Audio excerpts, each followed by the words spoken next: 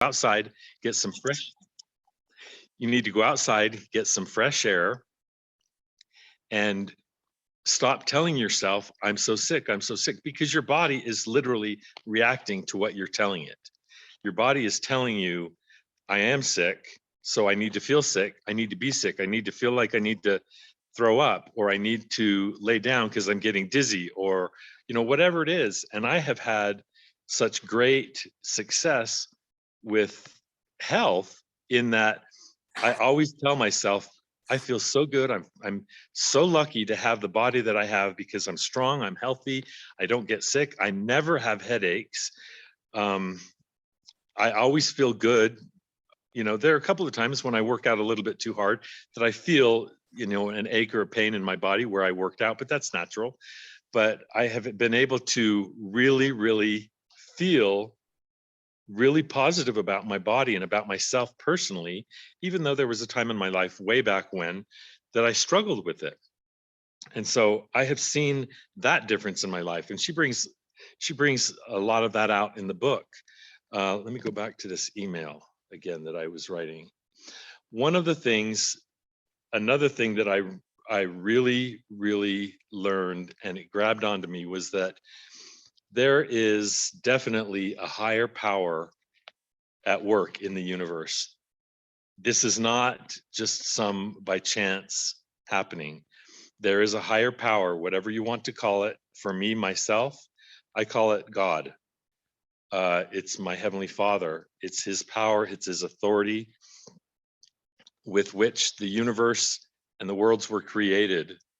And that is the higher power that I refer to. Other people might refer to it as something else, but there is a higher power. And not just that there is a higher power, I've learned that there's definitely a critical need for that higher power, and also to recognize that higher power in your life.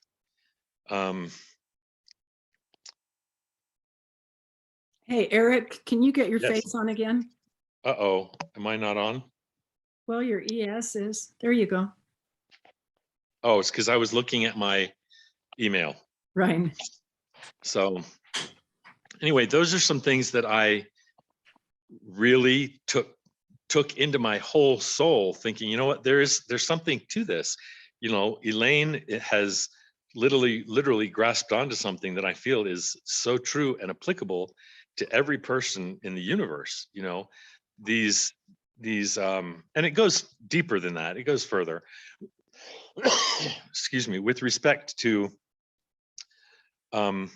vibrations and emotions and all of those kinds of things. Our body remembers all of those things. If we have a bad experience in our early childhood, this is one of the things that I really learned from Elaine's book as I read it. And it was interesting and she knows how long it took me to edit this book, because I had to go back and reread, and it wasn't to edit it. It was like, I need to read that again. I need to read that whole chapter again.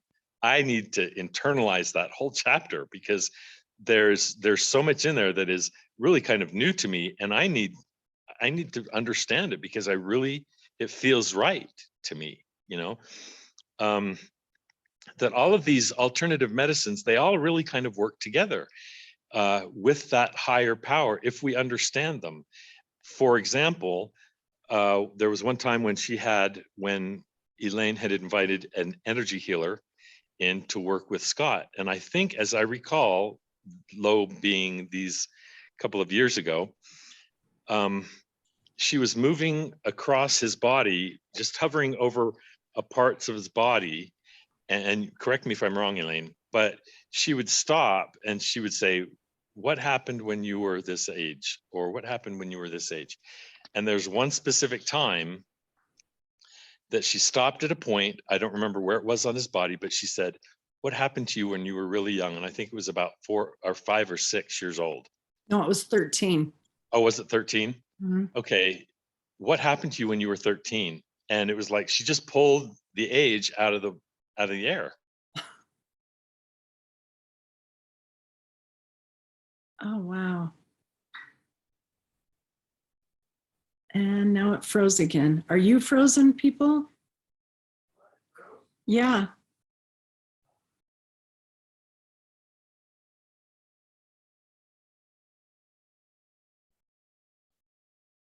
Your internet connection is unstable.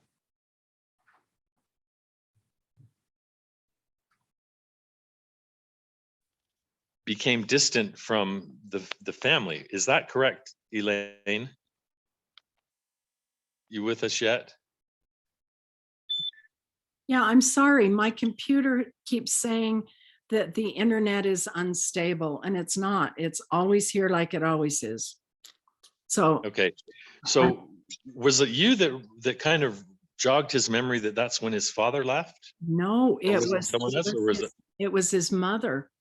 Oh, his mother. That's right. We were trying to think, because there were 3 different people who said to him, "What happened to you at 13?" And he's going, "Wow, why is everyone, asking that?" And he couldn't think of anything. And then his mother came downstairs and she said, "Oh, I know what it is." And we said, "Well, tell us." And he was working with his dad at a hotel, a motel, where his dad was the manager, and his dad couldn't find the key. And his dad was apparently blaming him for it. So the 2 of them drove clear across the city. In those days, 35 miles an hour, probably took them a half hour to get there, and looked all through the house, and they're looking. Finally, the dad finds it, and he's just still so angry. The dad gets in his car by himself and guns out of the driveway. He didn't talk to Scott. He didn't acknowledge him. He didn't even get mad at him. It was just, "I've got the key and I'm leaving." So he ignored him and left him behind. Scott's out on the lawn calling, "Dad, Dad, come back." This little thin 13-year-old.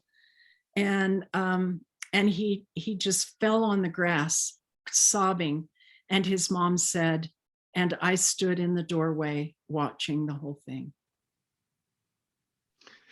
So that goes back to the ignoring bottle of the rice and how it is the worst on someone that loves them, or someone that they very much love and appreciate. Ignoring them, it really can damage the body, the physical cells, because your cells have memory. And that's one of the things that really stuck with me, is that I have to be sure that I don't ignore anybody that's important to me. I can't ignore my children. I can't ignore my wife. I can't ignore myself. I think it can be not retroactive, but recursive as well into myself. But there are so many things that came out in that book that they all kind of, in my mind, relate back to one another, even though they might be a different modality or a different way to do things. It all relates back to the same thing, and that is that your body is a divine entity. It has divine properties, and it's through this power of the divine, of what I term as God, our Heavenly Father. And when you do things that are wrong, there's a reason why we feel guilt. It's so we can correct it. That's part of what I consider the divine. But it's not just so we can correct it, but when we do feel that and we damage our bodies, we can correct those things in our bodies. So as I recall, she was able to correct and help Scott release that problem and release all the negative energy that he was holding on to from that memory, from his father leaving him, this person that he loved and adored and looked up to, just ignoring him and leaving him and driving off because he was so mad at him. That was a very damaging point in Scott's life, and his body held on to it. And this energy healer was able to help him work through that and release that energy. So he was able to move on. He was able to move past that.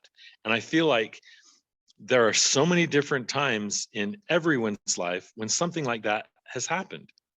And if we can sit and think and concentrate about how can I release that, and I've done this myself, I can release, I feel like I can release some of that negative energy just by forgiving, by thinking through it logically.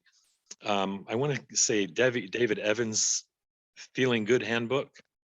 I can't remember if that's the author, but it's the Feeling Good Handbook. He can logically take you through things. A lot of times we might think of the worst possible scenario. If we're dreading something, we always want to think about the worst possible scenario.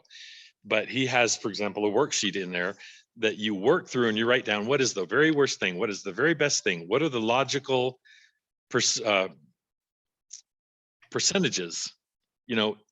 There might be a 3 or 4% chance that very worst scenario happens, but it's most likely that either a good or a very good or not even a really bad scenario will happen. But we have a likelihood to think the worst, to go down the easiest track, the road of least resistance, the path of least resistance. And that's obviously usually the negative. Like, I'm scared to go into this interview. I know what's going to happen. I'm going to get bawled out. Or I know that this is what's going to happen. They're going to find out and they're going to, whatever it is. We always take the path of least resistance, which is usually negative. And I think I've trained myself through a lot of this thinking and feeling that no, that is likely not going to happen. So I'm not going to even think about that. I'm not going to even spend my time thinking about that. That'll just be a waste of my time and effort and energy. So I think you can release a lot of that stuff on your own, but I do believe that those that are trained and experienced in these types of modalities, they have the experience and they can help you get there faster. So it's not that I say don't use this or don't use that. I say, you know what? Use what you feel and what you believe, what your body feels is right. Because your body is your main gauge. It's like my mother-in-law, she's 90 years old and she's very healthy. She's still very healthy. She was in the choir for 21 years and she still asks me every single week. They come to dinner. She and my father-in-law come to dinner every Sunday, and it's like, how did the choir go today? How did the choir, and she still sings. And it's because she listens to her body. She feels like, my body, I feel like I need broccoli, or I feel like I need this nutrient. And so she'll eat it. And she's very capable. She's 90 years old and she's getting around very, very well. She can still drive a car, for crying out loud. So, and my father-in-law is also, he's just a year younger. So he's coming up on 90, but just until a couple of years ago, he was still snow skiing on this trip where my kids are heli skiing, up in Canada. A helicopter takes you up to the top and they ski down through 3 feet of powder, and they're guaranteed so many vertical feet on the mountain. But he used to do that just until a couple of years ago. All of them went down to the Rose Bowl. They drove down to the Rose Bowl. They're still active. My father-in-law swims every day. They bike. It's just because I think they have trained themselves mentally to listen to their body. What does my body need? My body needs this. So I'm going to get it because I need to feed my body what it's asking for. In that same vein, not just nutritionally, I feel that your body and your mind need the same thing when you're talking about the divine or spiritually or socially. Your body can tell you and your mind can tell you what you need. And me personally, I'm one that needs a lot of social interaction. I'm as Elaine will testify, I'm a very social person. I love to be around people and just interact with people. I am very comfortable being alone. I'm very comfortable being alone with myself, even for an extended period of time if I need to. But I love interacting with people and getting, I don't know, it's just I can feel it when I need that, when I need to get out and I need to be with people. This hiatus that we had with the choir, it was hard on me. We took 20 months off because of the virus, and it was hard on me. And I realized that because I needed that social interaction that I always got, that positive, that's critical. The positive social interaction that I always get from being around those people. It's the same way. I kept going into work every day because I get positive interaction with the very few people that were there or that are there every day, you know? So I think one of the things that I've really tapped into is that I need to listen to my body. Everyone needs to listen to their body. They need to listen to that spiritual aspect, whatever you call spirituality. You need to listen and react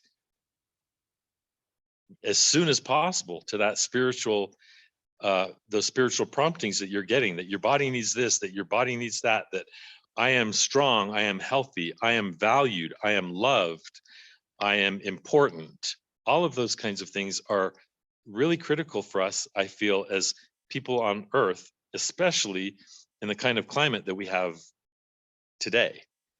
With all the negativity, all of the negative things that are going, the fighting, the animosity between different political parties or different religions or different races or different, it can even be families or within jobs, your boss, all of those kinds of things. I had an experience once where I used to work for a very, very large, this was a long time ago. I used to work for a very large company, and it was a software company, and I was in the testing department. So I was testing the pre-release product and making sure that all the bugs were worked out. And there was one time that I told my developer, you cannot let this bug go. It has to stop the shipment. You have to fix this bug before it ships. And he said, no, it'll be fine. It'll be okay. We don't, just let it go. We'll fix it on a slipstream release. And I said, no, it's going to cause so many problems. You need to fix it. And I went through the proper procedures, the proper people.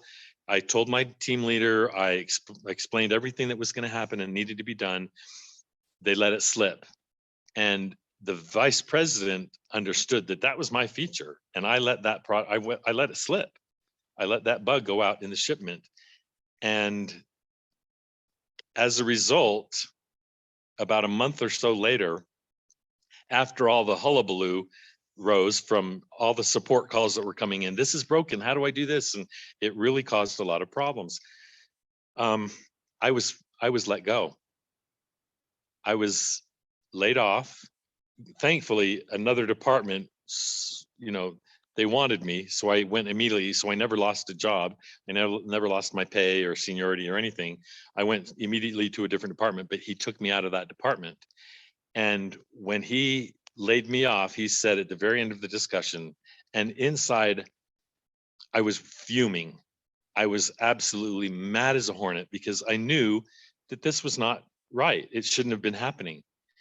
And he said at the very end of the discussion, he said, do you have anything that you want to say? I said, I do.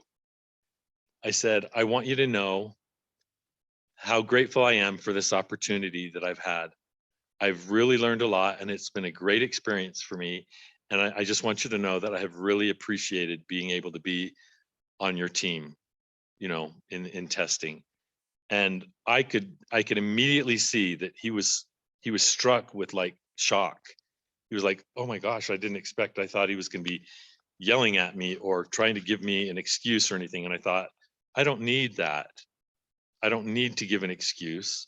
Everybody that needs to know knows what had actually really happened. But I want to let it go right there. I want to let it go and just say, thank you very much for this opportunity. And I was able to let go of that animosity and really a lot of anger and some hatred for that person. And I imagined myself, one of the ways that I got through that is I imagined myself, and this is all mentally, I imagined myself walking back into the presence of who I consider my God, my Heavenly Father, with this other person right next to me. And I thought, this is going to help me release all of that animosity, that negativity that I was feeling towards this person. And it did. I was able to tell him in that interview, thank you very much, because I knew what was going to happen when I went in. I said, thank you very much for the opportunity. I want you to know how grateful I am to have had this chance to be in your team. And since then, that person has treated me, because it's in the same industry. I've been in the same industry almost the whole time. And so you see them in different companies. He's treated me like a good friend, which really surprised me. But it proved again to me that I can let go of things mentally because of the way I process them. And it's the same exact thing like Scott did. He was able to process that time and release that negative energy through that energy healer. And he was able to move on and get past it. And that was not a roadblock for his progression anymore. That's one thing that Elaine talks about in the book. Throughout the book is his progression, being able to progress to a point where he could heal and where he was healing. And I think I don't want to give away the epilogue or conclusion, but he was able to heal. He was able to heal in a way that was so much more important and get beyond where he had been and some of the negativity that he had needlessly carried through his life. And he was able to forgive and forget and move on and feel those feelings of love and wholeness and gratitude that we can feel every day if we're allowing ourselves to experience this healing. I think that's so critical that we keep that in our mind. At least it has been for me, to remember that I don't have to carry things. I can let things fall off my back, just like a duck. And it has been incredible. I have my best friend, his wife, and I won't name names, but his wife is the most amazing person she has this uncanny ability to let things go. For example, I've known them. In fact, I've known him for about 40 years, and I've known her for about 35 years. I was with them when they got married, their courtship, the whole 9 yards. I know them like the back of my hand. They're my best friends. So I've seen them in every kind of situation. I've seen them in very heated discussions, angry arguments because they work together in their job. They have a job where it requires them to work together. And she is able literally instantly to let go of an argument, to let go of all the animosity and the anger that she feels towards her husband because he's not agreeing with her, or she's trying to take him a step further and he's not allowing it, or whatever it is. She can literally on a second say, you know what, I see where you're coming from, and I can see that you're right. And then literally that's gone. All the frustration, the animosity, the anger, it's gone. And the next second, she will be laughing at him because he's a very, very funny person. And that's one of the things we do a lot. We laugh a lot, but it's just uncanny to see her do that. It's helped me in my life because I thought, you know what, she's doing what I'm talking about right now. She has this innate capability to let go of things because she realizes that it can damage her or whatever. She might be doing it subconsciously. I don't know, but she can do it. And it has helped me realize I can let that go. I don't have to hold on to it. My body doesn't have to hold on to it. My cells don't have to hold on to it. I can let it go. I love what you said when you said that we needlessly hold on to. Right. When we hold on to animosity or anger or whatever, we have some reason in our mind that we think we're justified, or if we let the anger go, we're letting them off the hook.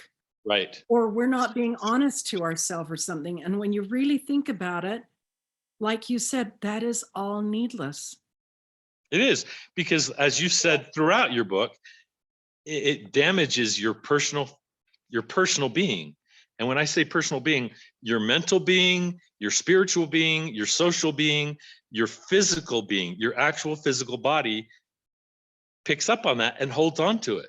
That's where I believe that's where a lot of tumors come from. That's where cancer comes from. That's where this comes from. That's where that comes from. But if we can work on letting go and being as free and eliminate all the negativity as we possibly can, we will see a difference in our lives, not just mentally or spiritually or socially, but physically, we will feel better. Physically. There is a chart that my massage therapist created, and he has allowed me to put in the appendix of my book. And it's a chart that shows where emotions reside. And so, for instance, we never say, oh, I've got a frog in my leg. No, we say, I've got a frog in my throat, you know, and because that's where expression is in that part. And so I have noticed that when I experience true grief or a really, really deep disappointment that lends toward grief, I feel it there, you know, in my heart area, which is why they call it heartbroken and heart sick and things like that. Well, when I feel that there, to me, it's like what you were saying, that's a sign that I need to get rid of it. And I think that if I continue to hold on to the negativity, to hold on to maybe the anger or the frustration I feel, I'm just going to create something there. And I really don't want breast cancer. And not that what I'm doing will save me from it, but if I feel something that starts hurting, I forgive, I release, I breathe a lot more. I maybe sing loud to, you know, to get some energy out. I do a whole lot of things to, you know, to try and release that. And in other words, I don't keep it. And I hope that will help. I completely believe that it does. And you said something that it really kind of struck another chord in my mind was you sing loud. And yeah, one of the things that I have noticed and learned throughout my life that if I don't feel ebullient, you know, joyful, if I just am like, oh, whatever, I can smile or not, it's just like hum. If I smile or if I start to just belly laugh, those feelings can come. Mm-hmm. I can train and teach myself to feel those things even when they're not there. I can manufacture those feelings, and your brain does not know the difference. Your brain does not know that I'm just trying to make myself laugh by going, you know, you've done this in music, in training, you know, the marcato, using your stomach and allowing that energy to build up. You're basically building up that positive energy inside you when you do those things. And so when you said that, I thought, I do that not just for singing training. I do that when I'm just kind of feeling ho-hum, you know. And there were some times that I've been just sitting there alone, and I thought, you know what, I'm gonna see if I can make myself feel like I want to smile. Okay, you're laughing because I think you've done it. Or you're laughing at me, maybe, I don't know. But I think I'm just going to try it. And so nobody is home here. My daughter and my wife are skiing up in Salt Lake, and my other three are skiing up in Canada. So I'm home alone, and I'm thinking, I'm just going to smile and see if I can make myself want to smile. And I can do it. It happens. Same thing. If I go, your body doesn't know the difference. Your brain doesn't know the difference. I read a book once, and it was called You Are Not Your Brain. And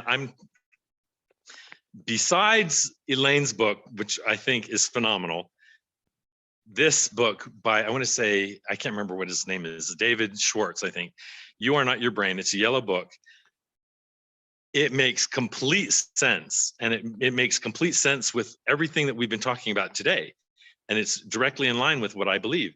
He says, we have a brain and we have a mind. And I don't know if it's been several years since I've read it, but I might be using the wrong terms that he uses. But he says, I want you to think of your perfect self. And I want you to imagine you have your perfect self sitting on your shoulder. Your perfect self will never lie to you. He or she will always tell you the truth. And he or she will always tell you what is the best thing that you should do, and will never, ever lie to you under any circumstance. You have that little, we'll call it an angel, your perfect angel. I can't remember what he calls it, but he's got a term for it. And I can tell you right now that this works because I did it. I've changed some of my thought processes because of this, the training that I got from that book.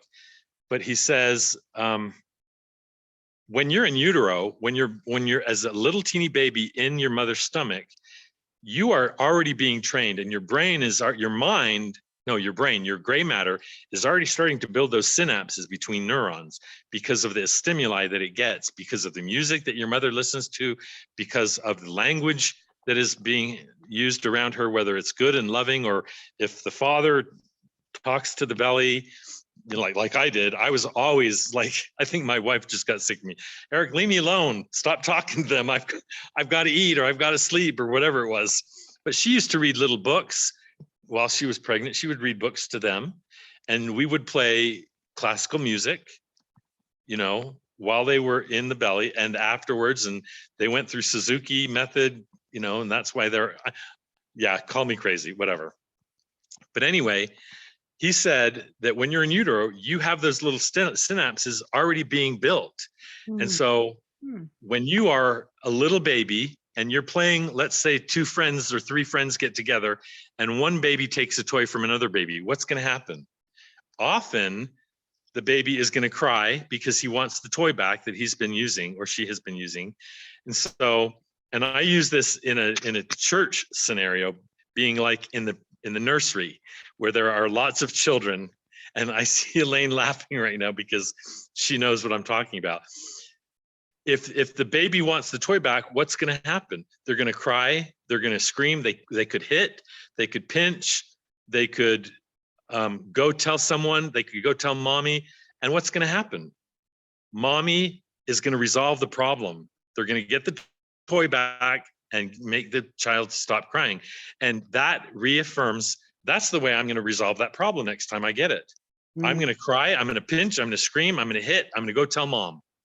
And if I do those 5 things, my problem will be gone and it will be resolved. So the more that happens, we're reinforcing that synapse in that brain. And so what once it began as a one-way dirt road, just one-way dirt road, slow, like a stimuli happens and it goes, okay, cry.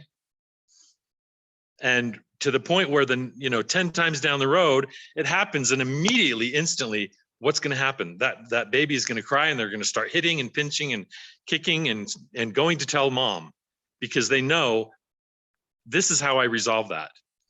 However, throughout life, we are able to intercept those faulty synapse triggers. And this is where, pardon? Go ahead. This is where that perfect person on your shoulder comes in.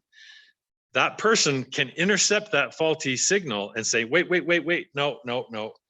I don't really want to do that because that's not going to give me the true outcome that I want.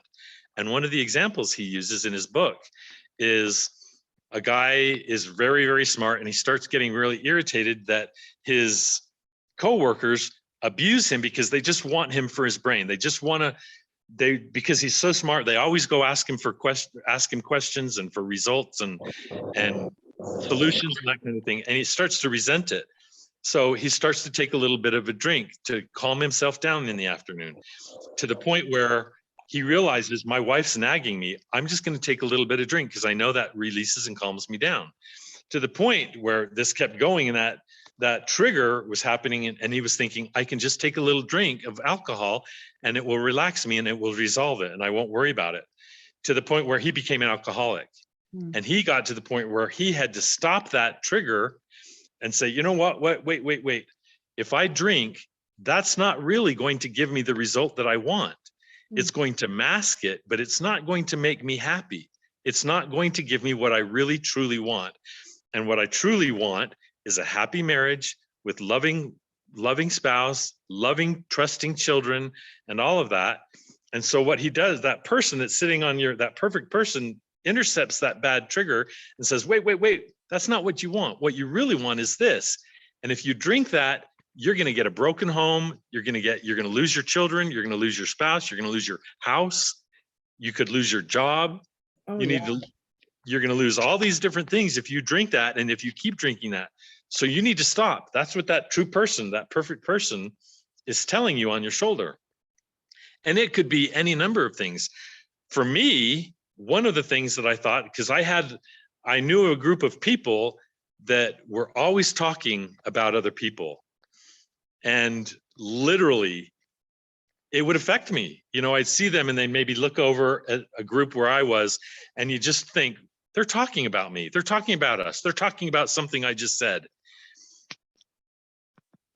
No, I literally trained myself to, you know what? They're having their own discussion. I don't care what they're talking about. If they are talking about me, they're lucky. They might be talking about how cool I am, or what a great answer I gave, or a great solution I gave. But I literally was able to stop feeling self-conscious and like, oh, what are they talking about? I want to know what they're saying about me. It's like, you know what? I don't care. It doesn't, because it was affecting me negatively. right. And I didn't allow that to get into my brain. I controlled through the person on that perfect person saying, wait, Eric, don't think like that. That's not what they're thinking about. That's not what's happening. If you let this go in and you start getting affected by it, that's not the outcome you want. That's gonna keep you in this prison. You want to be free from that. So I was able to let go of that and say, you know what? That's right. They're not, even if they are talking about me, who cares? They might be saying something good. They might be saying something bad, but I'm not interested in knowing, because I have my own discussion going on here. Yeah. I have my own positive feelings about myself here, and I'm not going to let that affect how I feel about myself or what I do, my interactions or whatever. So it really does work, and it allows you to change your thought process, whether it's negativity or anger or anything like that. You're able to overcome that thing just by consciously walking through it and saying, wait, is that going to give me the real result that I truly want? And often it's not. So you can intercept that and twist it and say, if I could put my phone down, it used to be like this one little teeny synapse. And you say, wait, I want you to break that synapse, and I want you to build this one instead, because this is the road I want you to build, the one of positivity, not of disbelief and anger and malice.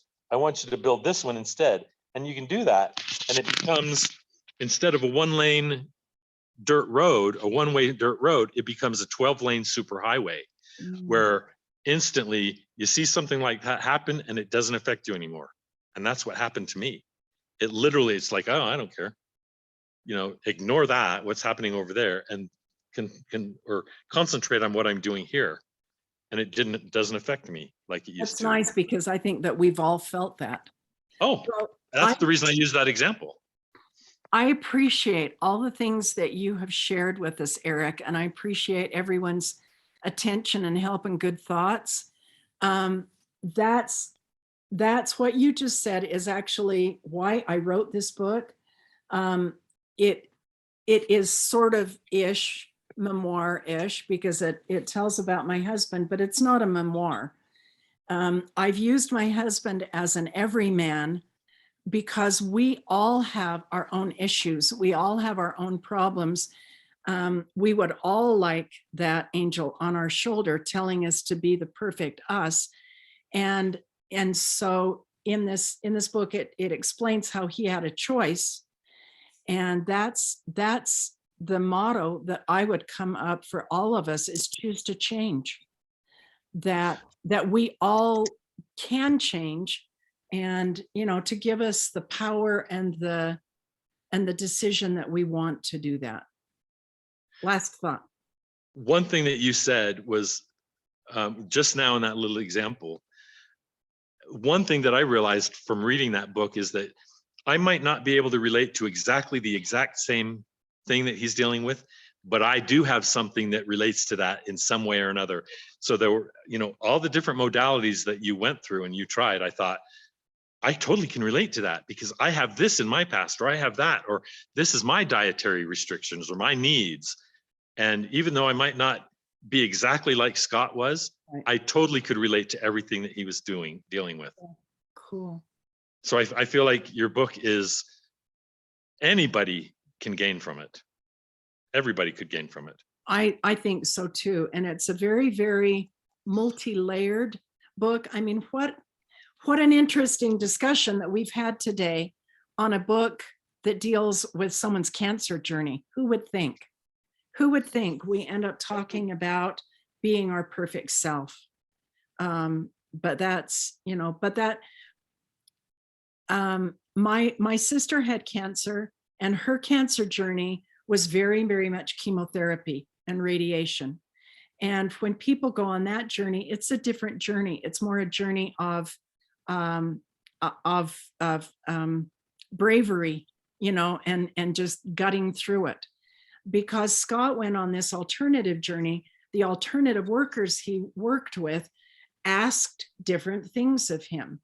And so he was able to process a lot of different things on this journey than other people. Well, you can get it on January 18th through Amazon, through Amazon.com, and it will be there.